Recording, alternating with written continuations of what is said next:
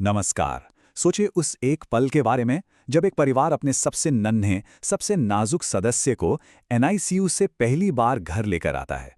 ये वो पल है जिसमें बहुत सारी उम्मीदें हैं, ढेर सारा प्यार है और हाँ, थोड़ी घबराहट भी है। तो चलिए आज इस पूरे सफर को, इसकी तैयारियों को जरा करीब से समझते हैं। तो इस पूरी कहानी को समझने के लिए हम इन 6 जरूरी पड़ावों से गुजरेंगे, एनआईसीयू की चुनौती से लेकर घर तक के उस खास सफर तक। तो सबसे पहले बात करते हैं उस सबसे बड़ी चुनौती की, एनआईसीयू से ग्रेजुएशन। ये एक ऐसी दुनिया है जहां हर मिनट, हर सांस कीमती है। और यहां सबसे बड़ा मकसद सिर्फ बच्चे को ठीक करना नहीं है, बल्कि पूरे परिवार को इस नई जिंदगी के लिए तैयार करना है। तो असल सवाल यही है, ये नन्हे नन्हे फाइटर्स जो इतने छोटे हैं, वो घर तक का इतना बड़ा सफर आखिर पूरा कैसे करते हैं? और याद रखिए, ये सिर्फ कुछ किलोमीटर्स का सफर नहीं है, ये एक बहुत बड़ा इमोशनल बदलाव भी है। अब आते हैं उस सोच पर जो इस पूरे सफर को मुमकिन बनाती है। ये देखभाल का एक नया नजरिया है, एक नई फिलॉसफी है जिसमें माता पिता को सबसे आगे रखा जाता है। और इस सोच का दिल है फैमिली इंटीग्रेटेड केयर, या जिसे हम FI केयर कहते हैं। ये एक ऐसा मॉडल है जहां माता पिता सिर्फ विजिटर नहीं होते, जो बाहर से आकर बच्चे को देखकर चले जाएं। नहीं, वो केयर टीम का एक एक्टिव और बहुत जरूरी हिस्सा बन जाते हैं। अब जरा इस स्लाइड पर नजर डालिए, ये पुराने और नए तरीके के फर्क को कितना साफ दिखाती है। देखिए, पहले माता पिता बस एक दर्शक की तरह होते थे, पर अब वो पार्टनर हैं। वो नर्सों के साथ मिलकर बच्चे की हर छोटी बड़ी जरूरत का ध्यान रखते हैं। और जानते हैं, इस बदलाव का असर कितना जबरदस्त होता है। फायदे साफ साफ दिखते हैं।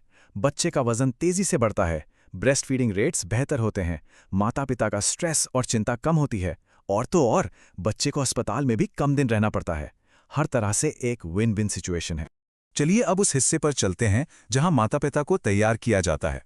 ये उनके लिए एक तरह की बूट कैंप ट्रेनिंग जैसा है, जहां वो बच्चे की देखभाल की हर बारीकी को सीखते हैं, एक कोमल स्पर्श से लेकर पूरी जिम्मेदारी संभालने तक। ये टाइमलाइन बड़े अच्छे से दिखाती है कि ये सब कैसे धीरे धीरे होता है। देखिए, शुरू के दिनों में सिर्फ बच्चे को छूना और उसे देखना, फिर धीरे धीरे साफ सफाई, कंगारू मदर केयर, और फिर दूध पिलाना, डायपर बदलना, और डिस्चार्ज से ठीक पहले सारी देखभाल वो खुद करते हैं, बस नर्स की निगरानी में। और फिर आता है असली टेस्ट, कह सकते हैं एक फाइनल एग्जाम। इसे रूमिंग इन कहते हैं। इसमें 24 घंटे के लिए माता पिता को बच्चे के साथ एक कमरे में रखा जाता है, जहां वो बिना किसी की मदद के पूरी तरह से बच्चे की देखभाल करते हैं। इससे उन्हें वो आत्मविश्वास मिलता है जिसकी घर पर सबसे ज्यादा जरूरत होगी। ठीक है, तो अस्पताल की ट्रेनिंग तो हो गई, लेकिन घर का क्या?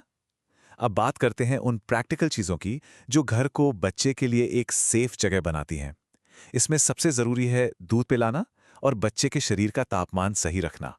यहाँ एक बात समझना बहुत जरूरी है, ये सिर्फ कुछ सुझाव नहीं है, ये बहुत ही सख्त नियम है बच्चे की सुरक्षा के लिए। जैसे माँ का दूध यानी EBM अगर बाहर है तो 4 घंटे के अंदर इस्तेमाल करना है, फ्रिज में है तो 24 घंटे तक ठीक है, और उसे कभी भी सीधे आग पर गर्म नहीं करना। ये छोटी छोटी बातें बहुत मायने रखती हैं। अक्सर हम सोचते हैं कि बच्चे को बस ठंड से बचाना है, लेकिन सच तो यह है कि प्रीमेच्योर बच्चों के लिए ज्यादा गर्मी भी उतनी ही खतरनाक हो सकती है। इसलिए सर्दियों में उन्हें लेयर्स में कपड़े पहनाना और गर्मियों में हल्का रखना, हवा का ध्यान रखना, यह सब बहुत जरूरी है। और इसके लिए किसी फैंसी थर्मामीटर की जरूरत नहीं पड़ती। उन्हें एक बहुत ही आसान तरीका सिखाया जाता है। बस बच्चे की छाती या पेट को छूकर देखें, अगर वो गर्म है तो सब ठीक है, अगर ठंडा है या बहुत ज्यादा गर्म और पसीने में है तो ध्यान देने की जरूरत है। कितना सिंपल और इफेक्टिव है ना? अब हम इस सफर के शायद सबसे जरूरी पड़ाव पर आते हैं, ये समझना कि खतरा कब है, ये जानना कि कौन से ऐसे संकेत हैं जिन्हें देखकर तुरंत एक्शन लेना है। ये जानकारी किसी की जान बचा सकती है। संदेश बिल्कुल साफ और सीधा है। कुछ ऐसे लक्षण हैं जिन्हें देखते ही फौरन बिना एक पल भी सोचे अस्पताल वापस आना है। चलिए देखते हैं ये कौन से संकेत हैं। इस टेबल में वो सारे खतरे के निशान साफ साफ बताए गए हैं, जैसे कि अगर बच्चा दूध पीने से मना कर रहा है, या उसका शरीर ठंडा पड़ रहा है, या फिर वो बहुत तेज तेज सांस ले रहा है। ये वो रेड फ्लैग्स हैं जिन्हें पहचानना हर माता पिता के लिए बेहद जरूरी है, ताकि वो सही समय पर मदद ले सकें। तो सारी तैयारी हो चुकी है, बच्चा स्टेबल है, माता पिता कॉन्फिडेंट है। अब आता है वो आखिरी और सबसे अहम पड़ाव, घर तक का सफर, ये सिर्फ एक जगह से दूसरी जगह जाना नहीं है, ये एक नए दौर की शुरुआत है और इसकी तैयारी भी उतनी ही खास होती है। और इस सफर का सबसे बड़ा, सबसे जरूरी नियम है, ट्रांसपोर्ट से पहले स्थिर करें। इसका सीधा सा मतलब है कि बच्चे को अस्पताल से 1 इंच भी तब तक नहीं हिलाया जाता जब तक कि उसकी हालत पूरी तरह से 100% स्थिर ना हो। तो घर ले जाने से ठीक पहले टीम एक चेकलिस्ट पर काम करती है, बिल्कुल वैसे ही जैसे कोई पायलट उड़ान से पहले करता है। क्या बच्चे की सांस ठीक चल रही है? क्या उसका टेम्परेचर मेंटेन है? क्या ग्लूकोज लेवल नॉर्मल है? जब हर बॉक्स पर टिक लग जाता है, तभी सफर की इजाजत मिलती है। तो सवाल फिर वही है, एक हाईटेक हॉस्पिटल यूनिट एक परिवार का पहला घर कैसे बनती है? इसका जवाब सिर्फ मेडिकल साइंस में नहीं, बल्कि उस ट्रेनिंग, उस हिम्मत और सबसे बढ़कर माता-पिता के उस प्यार में छिपा है, जो हर मुश्किल को आसान बना देता है। हमारे साथ जुड़ने के लिए धन्यवाद।